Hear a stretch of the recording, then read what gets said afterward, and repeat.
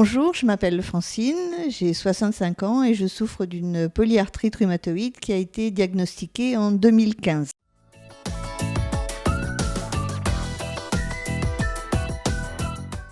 J'ai été réveillée par des douleurs assez fortes aux deux jambes et le matin j'avais encore plus mal.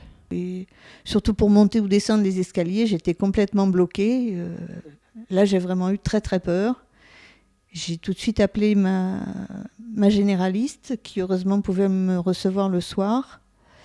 Et elle, là, ce qu'elle m'a dit, écoutez, vous avez déjà eu une première maladie auto-immune, elles vont souvent par deux. Il faut trouver un rhumatologue. Avec ce premier rhumatologue, ça s'est bien passé. Il m'a dit, bon, ben voilà, je pense que vous avez une polyarthrite rhumatoïde. Je me rends compte a posteriori que ce jour-là, en fait, j'ai rien compris, quoi. Pour moi, j'avais une maladie comme d'habitude, on prend le traitement et puis au bout de 10 jours ou 15 jours, on est tranquille, c'est fini, quoi. J'avais complètement loupé la phase, tout ce qui concerne la maladie chronique et au long terme et qui peut avoir des poussées, puis qui après se calme, etc. Voilà, donc je suis retournée le voir assez rapidement. J'ai commencé à prendre un traitement de fond. Il avait l'air content du traitement. Moi, j'étais pas mécontente parce que j'avais plus les douleurs. Je me sentais bien fatiguée, mais je savais pas que ça se rattachait à la polyarthrite. La seule chose qui m'avait dit de façon claire et ferme, c'était que je devais arrêter de fumer. Et alors ça m'avait braqué, quoi, en fait, parce que non seulement j'ai mal, j'ai une maladie que je comprends pas bien, et en plus, il faut que j'arrête de fumer, mais c'est l'enfer, là. Et puis, bien qu'il soit agréable, c'était quand même un petit peu loin de chez moi. Donc, je me suis dit, comme j'étais suivie pour une première maladie et qu'il y avait aussi une consultation de rhumato là où j'étais déjà suivie, je me suis dit, je vais prendre une consultation de rhumato au même endroit. Et ça n'a pas été une très bonne idée.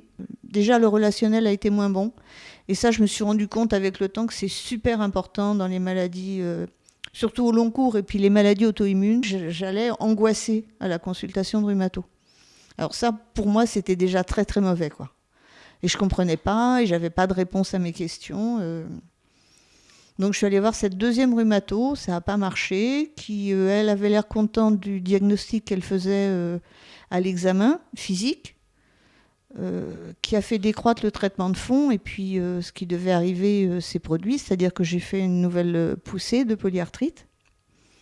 Donc je suis allée voir une autre rhumato, qui, elle, a pris les choses à l'excès inverse, c'est-à-dire énormément d'anti-inflammatoires stéroïdiens. Une dose de traitement de fond paraît très très forte, ce qui fait que j'ai été crevée. Et puis j'ai eu les effets secondaires indésirables qu'on peut avoir quand on prend des anti-inflammatoires stéroïdiens, c'est-à-dire que je me suis cassé 2 vertèbres. Alors là, je me suis dit, il y a quelque chose qui ne va pas. Puis c'est difficile quand on a ce genre de pathologie. Donc moi, je savais que c'est au long cours, qu'il faut garder un suivi, de se dire, je vais encore claquer la porte d'un rhumato pour aller en voir un autre. C'est pas une décision facile. Mais là, je me suis dit, franchement, ça va pas. Donc j'ai cherché encore une autre rhumato, et là, je suis vraiment contente de ce que j'ai trouvé. Quelqu'un beaucoup plus à l'écoute, qui essaie de comprendre, qui m'explique les diagnostics, qui m'explique ce qu'on va faire, qui m'explique pourquoi il y a des choses où, pour l'instant, elle ne peut pas trop regarder, parce que c'est pas l'essentiel. Et puis ce qui a changé aussi de mon côté, c'est que j'ai enfin compris que j'ai quand même grand intérêt à préparer ma consultation.